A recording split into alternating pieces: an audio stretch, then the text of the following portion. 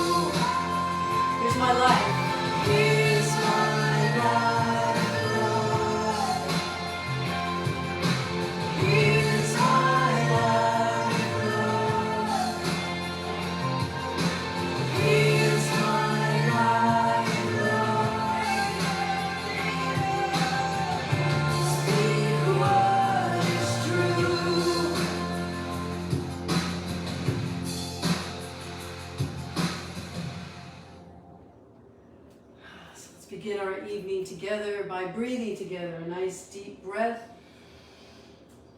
Hand on your heart.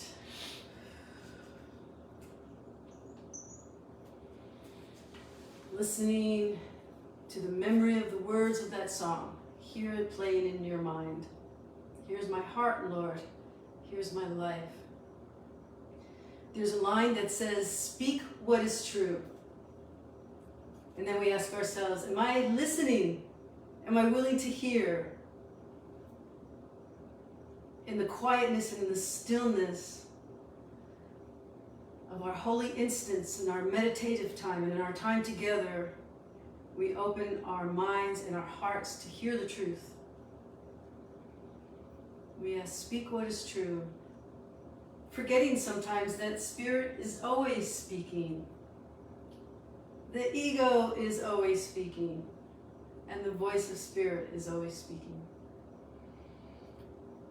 The voice of the ego is loud and opinionated. The voice of Spirit is quiet, whispering and waiting for us to hear, to invite the words into our spirit, into our hearts, into our soul, into our minds.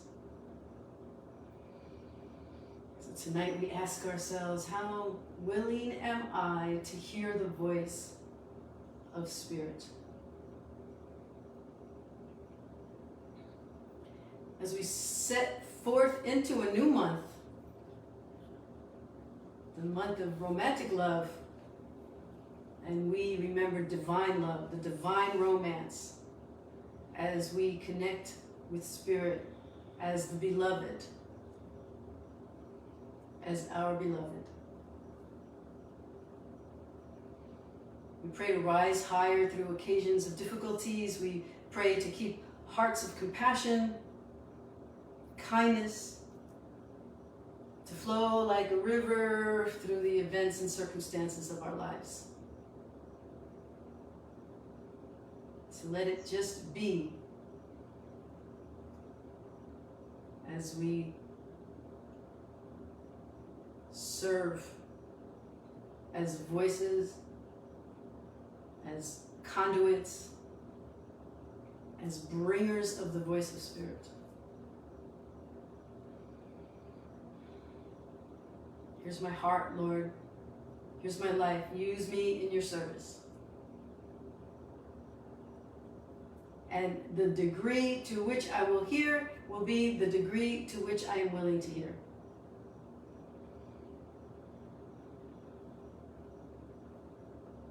So tonight we say yes. Yes to the teachings, yes to the guidance, yes to the direction, and yes to the opportunities that come for us to rise higher, pray harder, forgive steadily, and love readily. Together as a spiritual family, we take this breath together. Exhale into the moment. And here we are. Happy Thursday. Happy Holy Thursday. So, well, it's been 2 weeks. I saw you last on the live stream on January 20th, and then January 27th we weren't here. So, but what occurred during that time apart was pretty important, significant event to mention, which was the passing of a worldwide beloved master teacher, Thich Nhat Hanh. He died January 22nd. And he is, well, a lot of times people tease me when I talk about going to Plum Village and having been in Plum Village, and I do claim some bragging rights there, but the truth of the matter is that I was in the presence of a master, a true master. I'm sure all of you have met good people, holy men and women. But being in the presence of Thich Nhat Hanh was an experience that was a realization on my part that true mastery can exist in this world. Truly elevated souls can walk this plane, this earth plane. And so I just want to take a moment to honor the blessing of his memory, knowing that it will live on and his teachings will live on.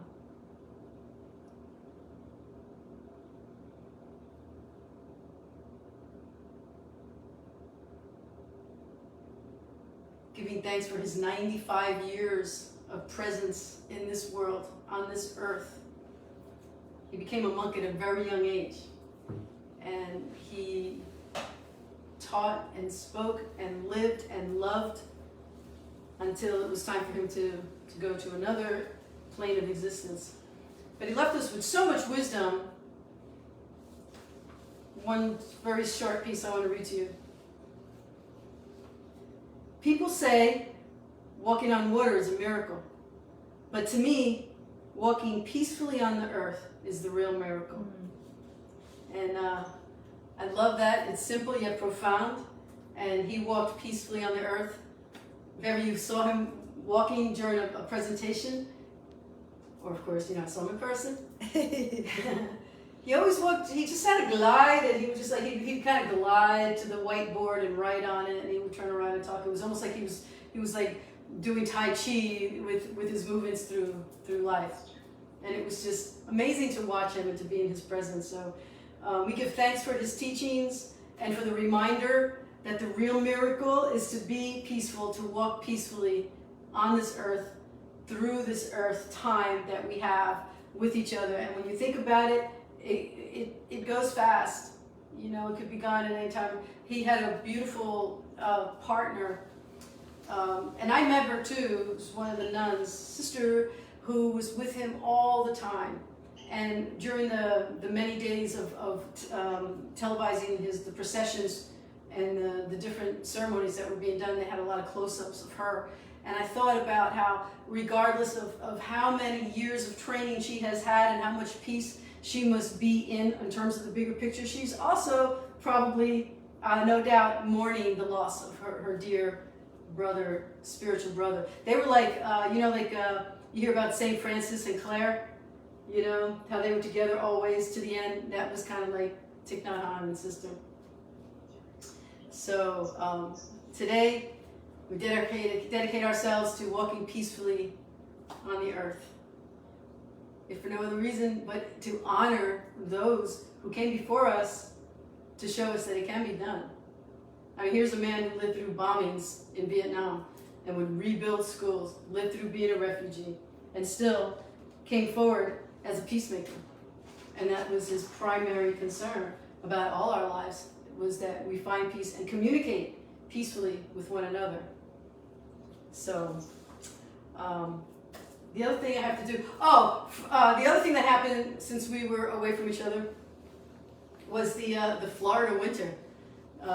We had some cold days. Now, for anybody who's watching from real winter, I know there were winter storms northeast and Midwest and all over the place that you probably don't think anything of our winter, but we had iguanas falling out of trees because iguanas freeze. They freeze when they're frozen, and they fall out of the trees, and then they thaw out and go back up. It's just an amazing thing. Living in South Florida is really quite a phenomenal situation. So we had our little cold snap, and now we're gonna be back in the 80s by the end of the week, I think.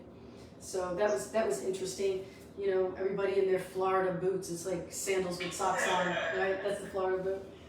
So I did make a mistake last time we spoke. I was talking about moving into the Manual for Teachers, and I said that the Foundation for Inner Peace was the only edition that had the Manual for Teachers, and that is not true. The CE edition does have the manual. I said it didn't because I was thinking of the supplements. It doesn't have the supplements. But the manual is a part of the 3 volumes that's considered A Course in Miracles, and so they do have it. They do have it, and I will probably be referring to this on occasion while we go through this, because just like the rest of the CE edition, Robert Perry added a lot of notations and commentary. So just to correct my misspeak last time, the CE edition does have the Manual for Teachers. What it does not have are those supplements that I think are very unique to the Foundation for Inner Peace edition. The clarification of terms and song of prayer and psychotherapy. So now Today is the day we're going to do questions 1 and 2 in the manual. When I was reading to you from the introduction last week, there was one thing that I noted after we spoke. It says, this is a manual for teachers of God. They're not perfect, or they would not be here. and I was like, oh yay, good. That's right. Thank you. We would not be here. What does that mean? That means we have chosen to be in a place of imperfection. Somebody told me, and I don't know if this is true, but somebody told me that the word insanity is used 249 times throughout the course, throughout the entire book. Now, I didn't count. I don't know if he sat there and counted, but maybe he generated it somehow. But why are we here? We are here not to be perfect, but to forgive our imperfections, to forgive the imperfections of others, to walk peacefully on the earth in spite of the damage that's done, in spite of the difficulties on this earth. And so the teachers of God are all of us who are walking peacefully, doing our part, trying to do our part. But when I read that, and I thought about the 429 times the word insanity is used, I remember this quote that I saw from Alice in Wonderland. This is a conversation that Alice is having with the cat. Do you remember the cat? Does anybody remember the story? The Cheshire Cat. Yeah. So they're having a conversation, and the cat is telling Alice that she's headed toward the madness. And she said, but I don't want to go amongst all those mad people. And he says, oh, you can't help it. We're all mad here. I'm mad. You're mad. Mad meaning crazy. That's how they use the word, but maybe also just in a bad mood. But, well, how do you know I'm mad? Asked Alice. The cat says, well, you must be, or you would not have come. So we have come here. We have chosen to be here in this incarnation, to be a part of the madness? No, not necessarily. But to understand that we are in the madness and that we can do our part to bring balance, to bring light, to bring forgiveness and kindness and compassion to the madness, so that instead of perpetuating it on and further, we become a part of the light that allows things to finally shift, even if it's just during a lifetime.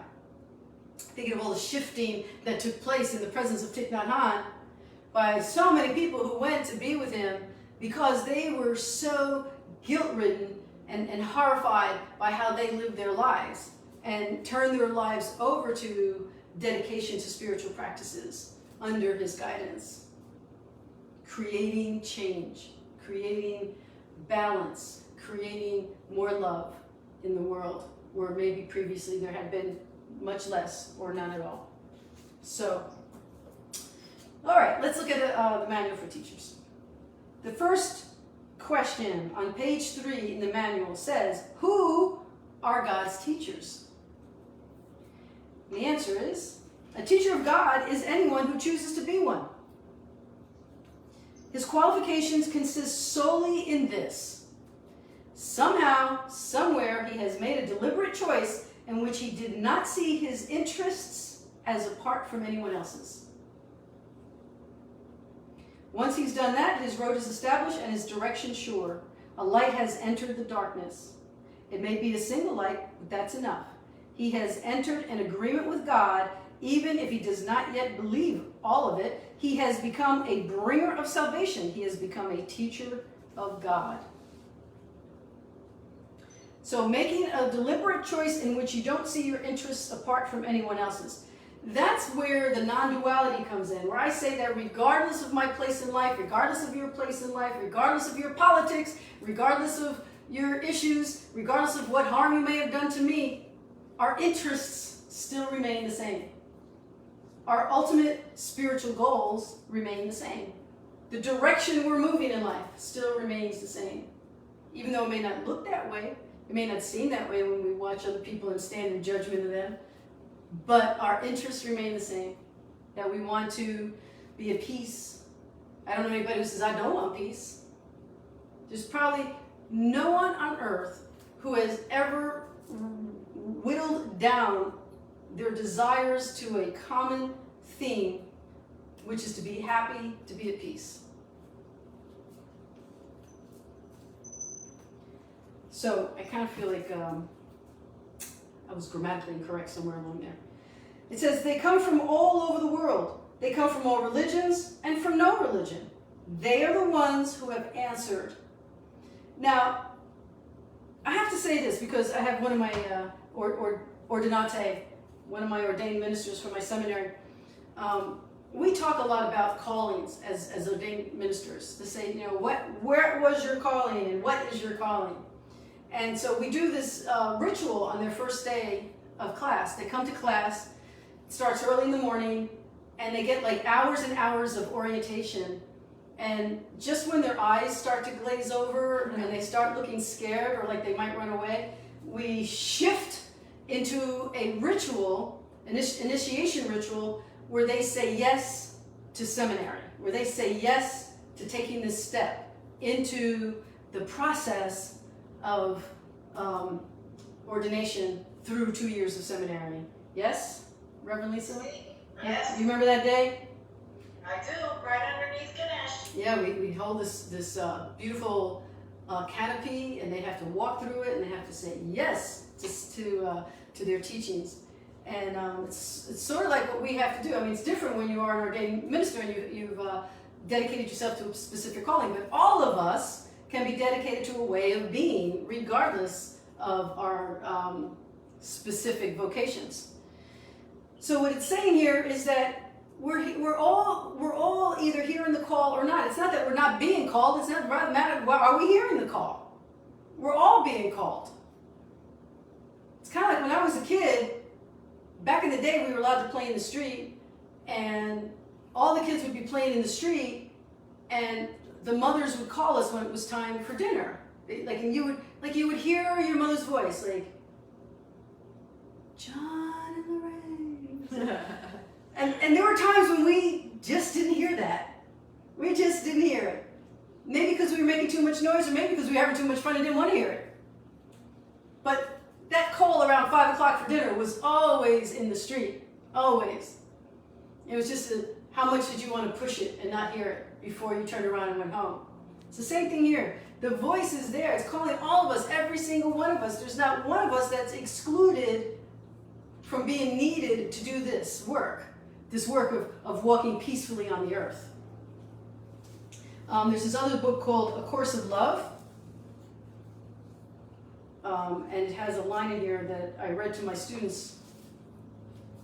It says, if the call is there, the need is there. Have no question in your mind about this. The universe is comprised of no superfluous elements. What you feel called to do is needed. So whenever you get that inkling or that urging or that sense that there's a way of being that I can rise to, that I can do better and be better on any given day, that I can reevaluate the day before and decide that I can do it differently or do it better because I'm choosing to be a person of peace, a person who walks the earth in peace, then that continues to be a choice. It continues to be a choice any given time. And if you're not peaceful, if you're not kind, and you're not making amends, then maybe you haven't taking the time to do a lot of self-reflection, because if you're not peaceful, you're not kind, you can still make amends. You still have that option to try and fix it, to ask, even if it's just through the universe, to be able to forgive yourself and to be forgiven, and to be asked of others to be forgiven and to forgive others as well.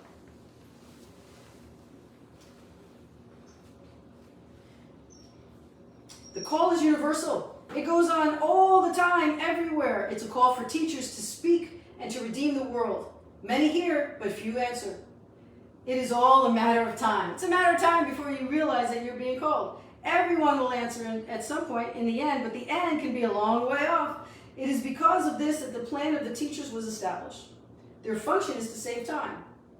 I mean, imagine if we were all really, truly dedicated to doing our healing work and doing our part in healing the world and creating a more peaceful world, then the shift would occur a lot faster, because there would be more of us, the thousands monkey theory, there'd be more of us moving in that direction.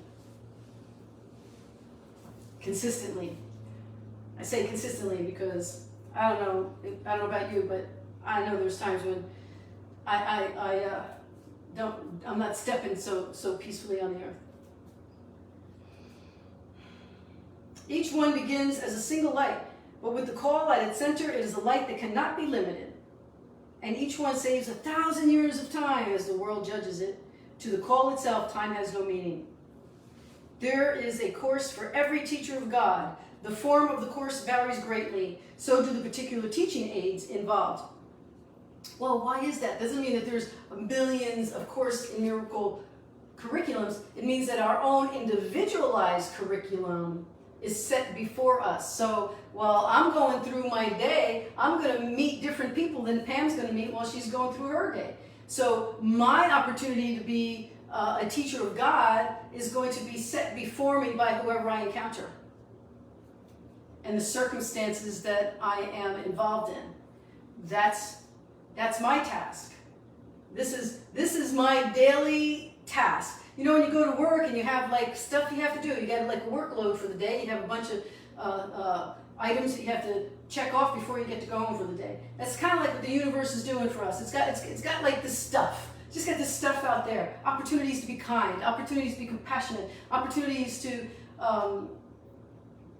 have a conversation that heals a difficulty from the past that was left unhealed. There are things that can be done on a daily basis as we go through our regular day, our regular routine, but at the same time knowing that's just earth stuff. That's just the stuff of life. What I'm really here for is to do the stuff of spirit. And that can be done regardless of what else we're doing. Whatever boat you row, you can still be representing spirit, the voice of spirit. Let's see. The content of the Course never changes. Its central theme is always God's Son is guiltless and his innocence is his salvation. It can be taught by actions or thoughts and words soundlessly in any language or in no language, in any place or time or manner. It does not matter who the teacher was before he heard the call. He has become a savior by answering. He has become someone else. He has therefore found his own salvation in the salvation of the world. In his rebirth is the world reborn. So for those of us who grew up Catholic or any of the Christian religions, when we think about being reborn, it has a very strong religious connotation to it. This is not talking about that kind of reborn, because the reborn in the Christian tradition is to proselytize and bring people into religion. This is to be reawakened. This rebirth that the Course talks about is the reawakening of what we already know deep down, but we have forgotten the truth of who we are. And we have often forgotten the truth of others because we see the form, and the form has a personality, and the personality might be unpleasant to us, or their actions might be unpleasant to us. And so we have all these shields between us and them, and we forget that beyond all of that is the innocence and the truth and the raw guiltlessness of who we all truly are. So that's what we're working toward, keeping in our mind and through our eyes as we look at our brothers and sisters in the world. Let's go to paragraph 4. This is a manual for a special curriculum intended for teachers of a special form of the universal course. There are many thousands of other forms, all with the same outcome. They merely save time. Yet it is time alone that winds on wearily, and the world is very tired now. Does you get that sometimes? Like, the world is just tired. Like, don't you just feel tired sometimes when you hear politicians talk, or you hear some social unrest and you're like, that's so exhausting. Like, why are we still having those issues? Like, why isn't the world just a bright light by now? It's a valid question, and it's because we don't have enough of us truly dedicated to doing this work consistently. I keep coming back to consistently because we all want to do it, but we all kind of trip up every now and then, unless I'm just speaking for myself. There was never a question of outcome, for what can change the will of God? Nothing. Time, with its illusions of change and death, wears out the world and all things. Yet time has an ending, and it is this that the teachers of God are appointed to bring about. For time is in their hands. Such was their choice, and it is given them. And it has nothing to do with any particular religion or culture or demographics, where you are, who you were before, what language you speak. It is a complete interfaith, intercultural, completely inclusive curriculum that anyone can step into that role consciously. Because the truth of the matter is we're teachers every day. Everyone is a teacher. We're all finding out what you're really about and who you really are by how you speak, how you interact, the things you tolerate, the things you don't tolerate, the things that upset you, the things that cause you to storm off, or the things that motivate you to stay centered and calm. Two very different choices. And it's up to you all the time. And as you are who you are, you're teaching others what you believe in. How you behave in the world is your teaching. It's teaching others what you believe in by believing in attack or counterattack, believing in lack, believing in limitation, or believing in kindness and compassion and forgiveness and mercy. You're teaching all the time. Did you ever have someone in your life who just always like to point out the negative aspect of a situation? But it tells you more about them than it does about the situation. Because they're showing you who they are by how they express what they believe in. So the teachers of God is anyone who decides to show up on a daily basis, consciously moving through the day, consciously making decisions about how they're going to interact with others. So then who are the pupils? That's the second question. Page 5. Who are the pupils? Pupils have been assigned to each of God's teachers, and they will begin to look for him as soon as he has answered the call. As soon as the teacher has answered the call. So that's an interesting thing. So it's saying like you're just going through your life, and maybe you would like to have a connection, a spiritual connection. And what it's saying here is that the teacher shows up. You've heard that saying where when the student is ready, the teacher arrives. But what this is telling us is the opposite. It's saying when the student is ready, the teacher has to answer the call first before they can be recognizing each other. So it's the teacher has to answer the call. And then the magnetic, amazing composition of unity that occurs, the mystical, magical connections that occur in the world. Well, suddenly you're talking to someone and it's like, I can learn from this person. Well, guess what? That person can learn from you too. There's really not that big of a difference between a student and a teacher. They are chosen for him, the teacher is chosen for the pupil, because the form of the universal curriculum that the teacher will teach is best for them in view of their level of understanding. Pupils have been waiting for him, for his coming is certain. Again, it is only a matter of time. Once he has chosen to fulfill his role, they are ready to fulfill theirs. Time waits on this choice, but not on whom he will serve. When he is ready to learn, the opportunities to teach will be provided him. So the teacher is also learning what he needs to learn through the student that he teaches. So it's a continuous symbiotic relationship. In order to understand the teaching-learning plan of salvation, it is necessary to grasp the concept of time that the Course sets forth. Atonement corrects illusions, not truth. Atonement corrects illusions, not truth. Illusions are what we make up, what we do here in this world. Truth is unchangeable. Truth of who you are.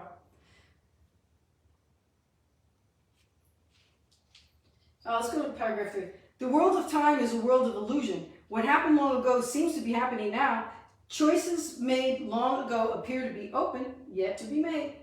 What has been learned and understood and long ago passed by is looked upon as new thought, fresh idea, different approach. Because you know what? Sometimes we just have to do it over and over and over again until we learn it, or repeat the same mistakes until we realize we're walking down that same road, falling down that same hole. Let me go down a different road. Or reading the same book. Did you ever read a book years after you read it the first time and suddenly you have all these ahas? Like, oh, wow, it's brilliant. All of a sudden you have this brilliant recognition, like a revelation inside you, because nothing's changed. The words in that book never changed. You changed. Somehow you were more receptive to it. Somehow you heard it in a way that you didn't before. It's the same way with teachings in our spiritual path. The same way with finally making some progression within ourselves.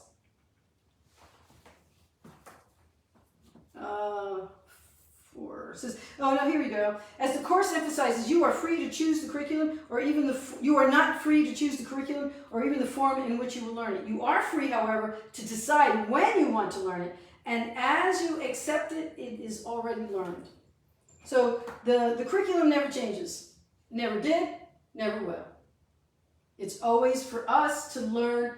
How is it that we are going to change our perceptions? How is it that we are going to be more loving, more kind? What are my opportunities? Where are my opportunities? Are we willing to hear the voice that tells us, go this way, help that person, be kind, don't react? If we are calm and centered and listening, that's how we started today, right? Speak what is true, but am I willing to listen to what I'm hearing?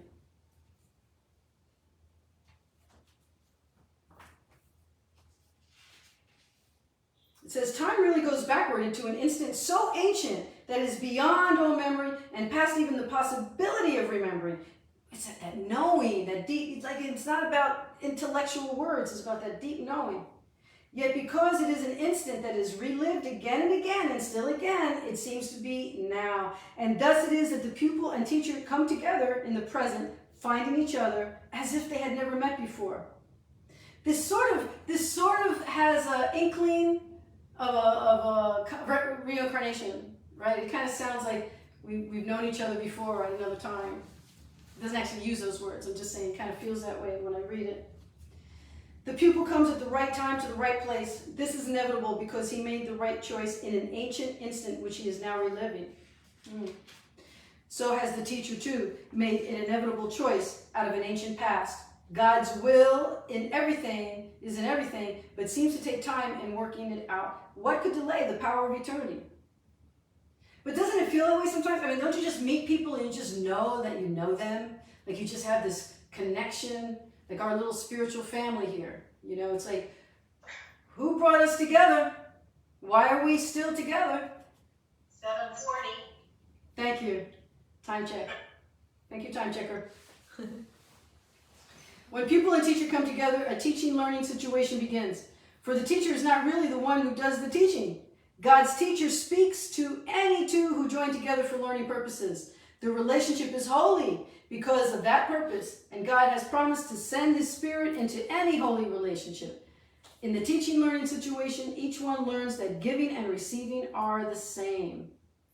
The demarcations they have drawn between the roles, their minds, their bodies, their needs, their interests, and all the differences they thought separated them, fade away and grow dim and disappear.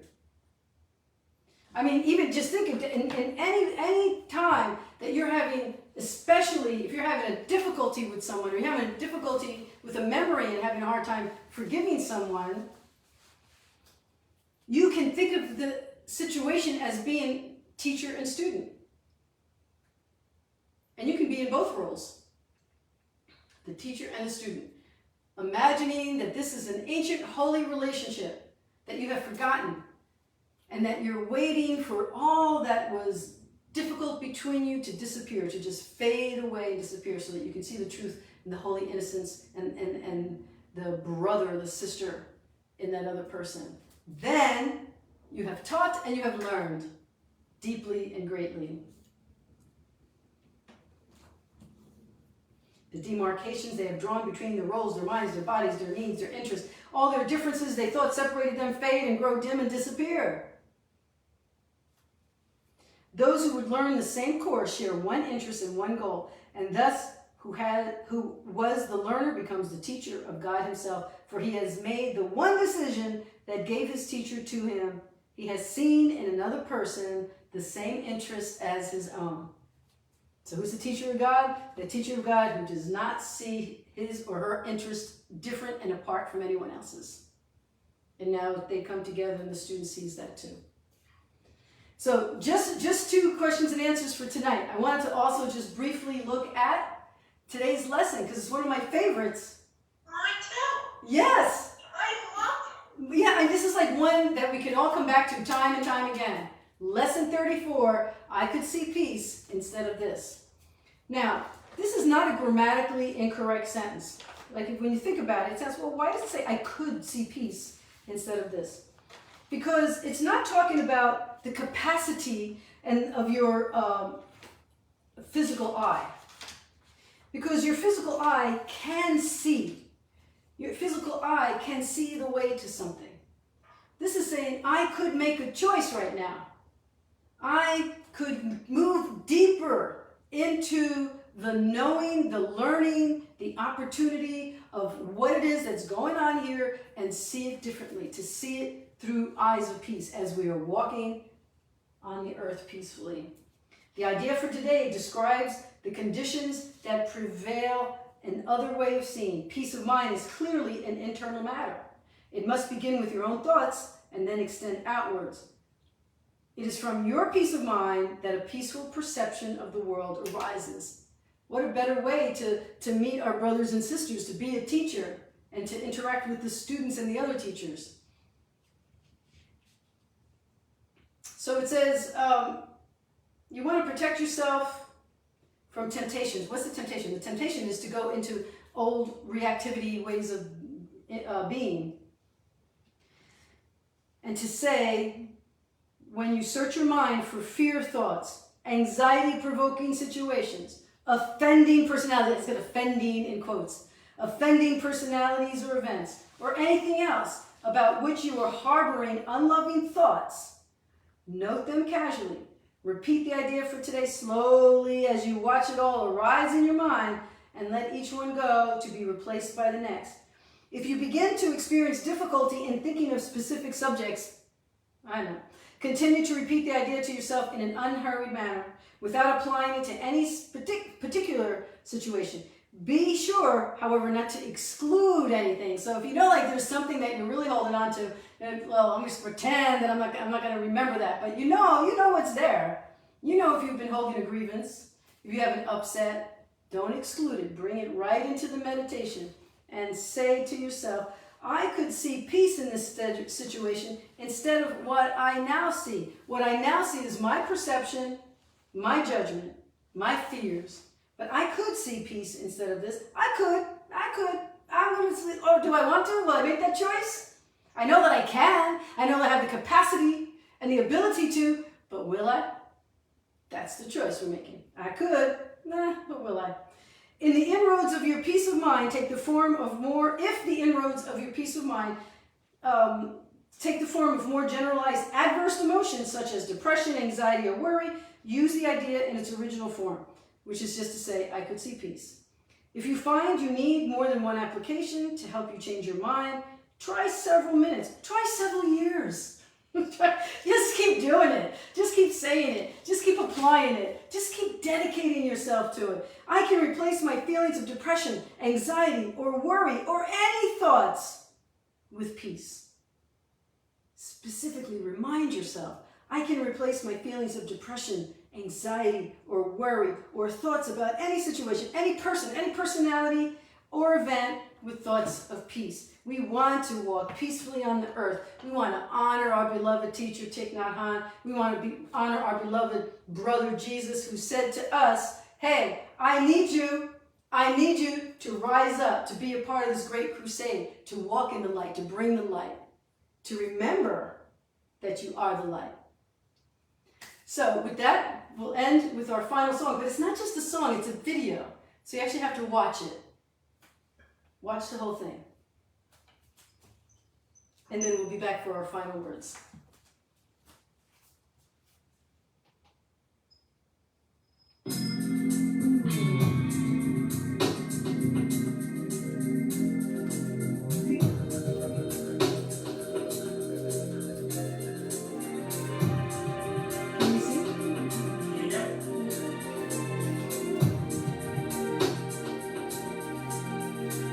What about me?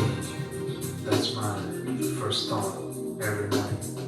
What happened to me is the last thought every night. Has this gotten me anywhere? Any more friends? Any more love? More joy? It should have by now. In fact, by now, I should be a bundle of joy. Because I say this mantra every day.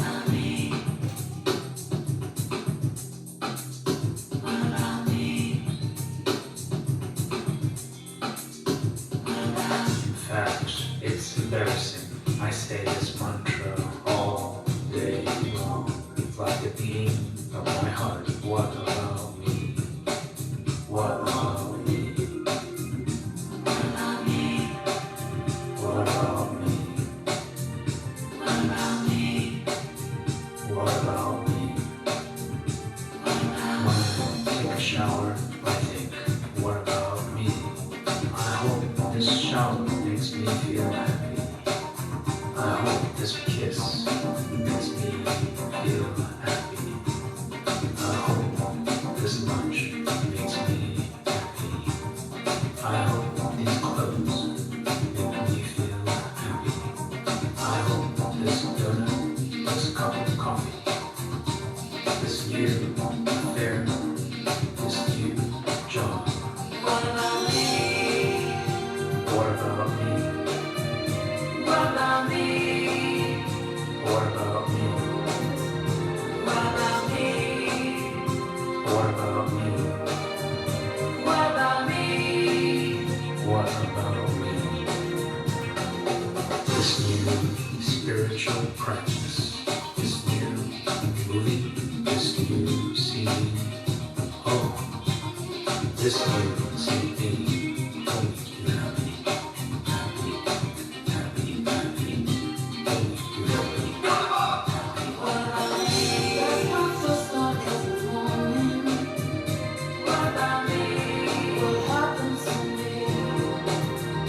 What about me? It's my last thought every night. Has this got me any more love? Any more love? This new city, this new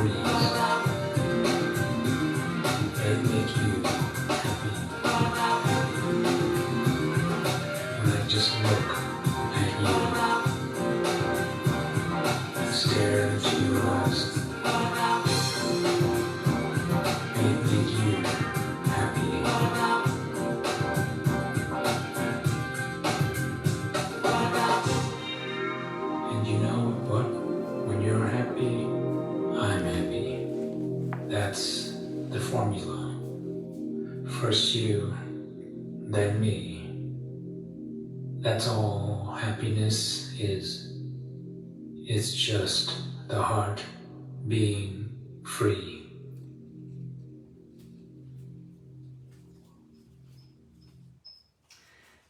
May you be happy. Let's end with these words. We are the holy messengers of God who speak for him and carry his word to everyone whom he has sent to us. We learn that it is written on our hearts. Amen to that. So have a good week. May we all walk peacefully on the earth, happily, joyfully. I will put a link to the opportunity you can have to express financial appreciation for these teachings.